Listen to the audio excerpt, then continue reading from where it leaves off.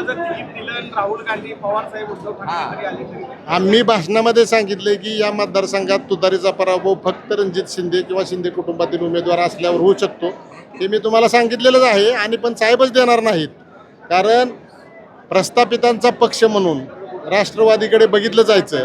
ज्यावेळेस हे सगळे प्रस्थापित गद्दारी करून निघून गेले त्यावेळेस सामान्य जनतेचा पक्ष अशी ओळख या पक्षाची निर्माण झालेली आहे. हे आदरणीय पवारसाहेबांच्या पूर्णपणे लक्षात आहे आणि आदरणीय पवारसाहेब ही ओळख सामान्य जनतेचा पक्ष हे कधीही कमी होऊ देणार नाही. कुठं तर संजय पाटील घाटणेकरांनी बोलताना मला सांगितले की भूमिपुत्राला न्याय मिळाला पाहिजे. म्हणजे नेमकं काय म्हणायचंय? माळशिरस भागात अकलूज भागात उमेदवारी जाऊ नये असं थेट म्हणणं आहे का? घाटणेकर पाटलांनी जो मुद्दा उपस्थित केला तो त्यांचाही बरोबर आहे. 3 लाख मतामध्ये प्रतिनिधित्व असावं हे ह्या तालुक्यातल्या जनतेला वाटतंय आणि या तालुक्याच्या जनतेचा आवाज म्हणून त्यांनी त्यांची ही गोष्ट भाषणामध्ये सांगितली.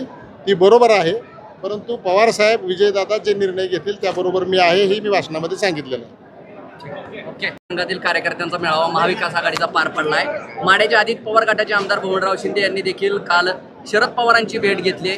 या भेटीचं सत्र मागील 2 वेळा देखील पार पडलंय. एक शरद पवार गटातले एक मुख्य घटक म्हणून तुमच्याकडे पाहिलं जातं. ठोस भूमिका काय यावर? बबनराव शिंदे तुतारीचे उमेदवार नसतील हे मी या अगोदर पण सांगितले आणि आपल्याला आज पण सांगतो. बबनदादा शिंदे एवढे लाचार आहेत की जोपर्यंत त्यांचा स्वार्थ साध्य होत नाही तोपर्यंत ते अनेक वेळा चक्रा मारत राहणार. पवारसाहेब हे राजकारणातले पांडुरंग आहेत. अनेक येतात अनेक जातात. त्यांच्या मुलींनी बबनदादांच्या मुलींनी सुप्रियाताईंना विनंती केल्यामुळं कालची भेट झालेली आहे. त्यांनी जयंत पाटलाला भेटायला सांगितलेलं आहे. विजयदादा, बळीराम काका साठे आणि पवारसाहेब जयंत पाटील हे या माढा विधानसभेच्या उमेदवाराचा निर्णय घेतील. काय झालं?